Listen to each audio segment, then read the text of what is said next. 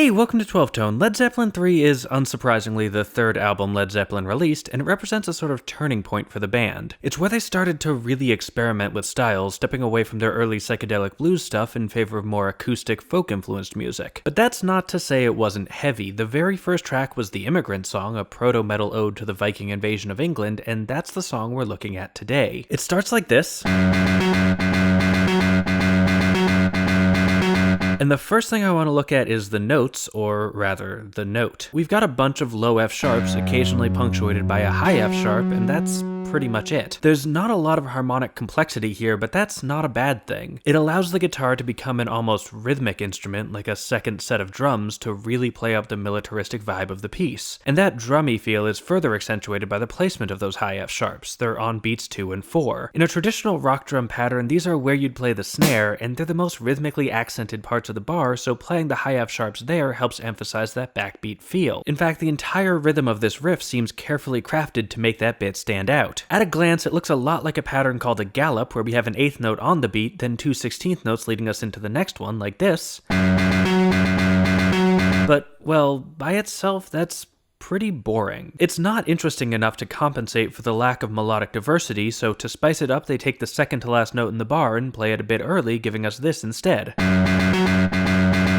Continuing the drum theme, this reminds me of a common hi-hat technique. Normally, when playing a hi-hat, you have two choices. You can play it closed with the two cymbals pressed together, which gives you a short percussive tick, or you can play it open, which gives you a more traditional sustained cymbal sound. But there's also a third option. You can play it open, then immediately close it, giving you a splashy accented hit that's exciting without overstaying its welcome. I'm not a drummer, so I reached out to a friend of mine who is to ask what this is called, and they told me that as far as they know, it doesn't really have an official name. It's just a thing drummers know how to do, but if you have a good name for it, please let me know in the comments. Anyway, point is, by hitting the high F sharp and then immediately jumping back down to a low one, Page is basically doing that hi-hat thing, but on his guitar, and I think that's pretty neat. Also, quick aside, this last 16th is a bit of a ghost note. The drums don't really play it, at least not on the kick or snare like they do with the rest of the notes, and the guitar will often mute it, so it's only sort of there. It's definitely a part of the riff, but it's a little bit less present than the rest of the notes, which helps prevent it from taking over the spotlight from the downbeat it's setting up. It's a subtle dynamic trick, but it makes a huge difference. The last element of this intro we need to address is the vocals. I doubt I'm blowing anyone's mind when I say that Plant's part here sounds more like a war cry than a melody, which is fitting for a song about Vikings, but I want to talk about how they get that effect. Check it out.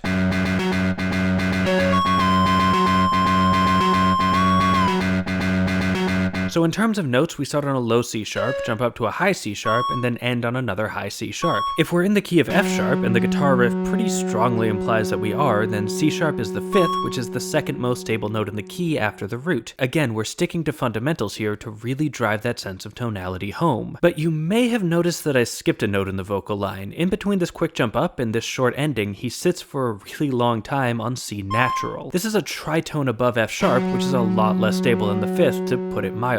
It's one of the most dissonant notes in the key, and if you listen to the song, you can hear how hard it rubs against the guitar riff before resolving back up to C sharp. This is where the simplicity of that riff really comes into play. If there were a bunch of different notes flying around already, adding a tritone on top of it could very easily collapse the entire thing, but since all we've got is one note, it gives Plant's line the space it needs in order to really shine. The dissonance makes it stand out, giving it a sort of otherworldly, almost non-musical quality that makes you think war cry, but it doesn't become too unpleasant to listen to. Moving on, the next section sounds like this.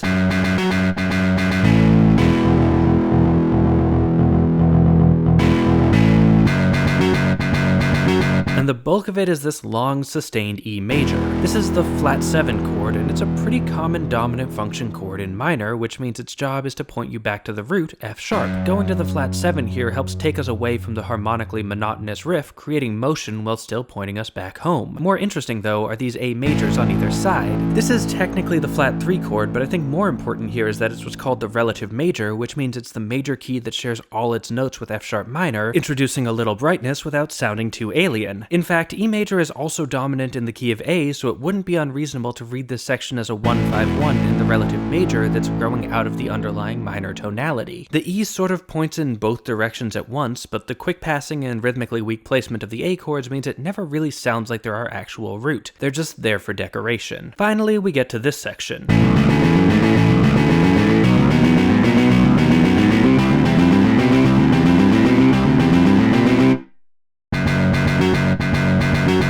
the chords are A major, B major, and C major, and I think this bit feels more like a real shift to the relative major. We start on the new 1 chord with the melody hammering on A to really drive the point home. After that, we step up to B major, which is borrowed from a scale called Lydian, which is like major but with a raised 4th, giving it a major 2 chord. Using Lydian is like turning the major scale up to 11, and it's a common sound in fantasy settings, so seeing it here makes this section feel bright and powerful. That brightness is immediately contradicted though by the next chord, C major, which is borrowed from the key of A minor. This is a big tonal shift from one of the brightest scales in Western music to a much darker sound, kind of like it's juxtaposing the romantic power fantasy of the seafaring Viking raiders with the violent reality of what actually happened on those raids. This chord leads into what's called a rhythm stop, where the rhythm, well, stops, giving us a big dramatic pause before we drop into the riff. This break helps smooth over the transition from C back to F sharp, which, as we saw in the beginning, is a pretty dissonant leap. But there's something else I want to talk about in this section, and it has to do with the bass. Underneath each of these chords, the bass is playing these fast 16th note major scale walk-ups.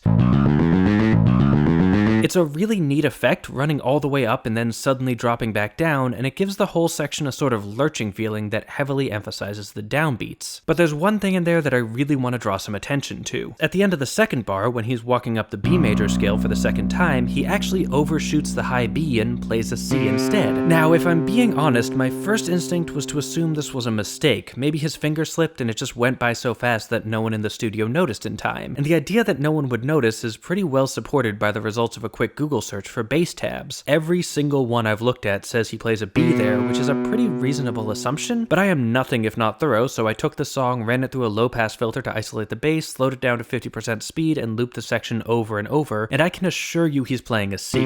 What I can't tell you is why. I know it's not a mistake though, for a couple reasons. First, the section happens twice in the song, and he does it both times, so it can't just be a finger slip. And second, I mentioned this to Tim Blaze from Acapella Science, and he pointed out that the guitar actually moves to C major a 16th note early as well. On further inspection, I think Page actually doesn't strum there, but he slides the chord figure up at the same time Jones plays the C, and both of them doing it together in both sections means it was definitely a deliberate decision. And the obvious explanation is that it's what's called an anticipation, which is where you play the upcoming chord a little bit early for some extra rhythmic interest, but here I think that's a fairly weak analysis for a couple reasons. First of all, it goes by so fast that almost no one, including many otherwise good transcribers, actually noticed that it was happening, so it's hard to argue that it impacts the listener's sense of rhythm. Plus, they still land pretty hard on the downbeat right after it, so even if you do notice it, it doesn't really feel all that different. Besides, if they were trying to anticipate, why didn't they do it on the B chord too? My best working theory is that it's about those big drops. When we go from A to B, the bass jumps down a minor 7th, which is a fairly neutral sound, but if we were to do the same thing from B to C, it'd be jumping a major 7th, which is much more dissonant, so maybe they figured they could slide it up to a C, get a nice octave leap instead, and no one would really notice. But honestly, would anyone have noticed the major 7th either?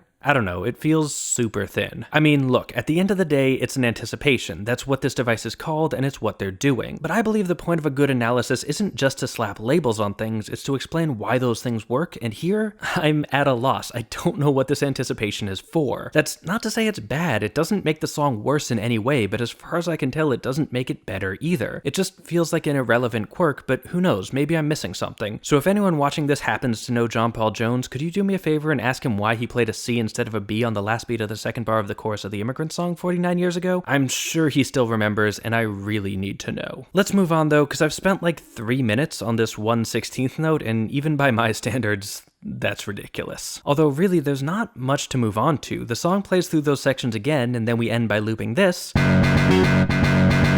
which is basically the riff, but it keeps getting interrupted by this C9. Again, we have a C popping up over our F sharp, this time as the root of another dissonant chord. It's dominant, so we'd expect it to point us somewhere, but instead it just jumps back a tritone to the riff, making it a sort of directionless dissonance that creates a strong sense of conflict to help wrap up this incredibly powerful song. And that's pretty much it. It's one of my favorite Zeppelin songs, and for something so short, it's really got a lot going on. It's a great example of how basically any instrument can be a rhythm instrument in the right hands, and of how you don't need to use everything you know in every song you write. Just because it's simple doesn't mean it's easy, and it doesn't mean it doesn't sound great. The Immigrant song proves that, even if that one note has been giving me nightmares. Anyway, thanks for watching. This song was chosen by my patrons over on Patreon, so if you want to help pick the next song we analyze, just head on over to Patreon and pledge at any level. You can also join our mailing list to find out about new episodes, like, share, comment, subscribe, and above all, Keep on rockin'.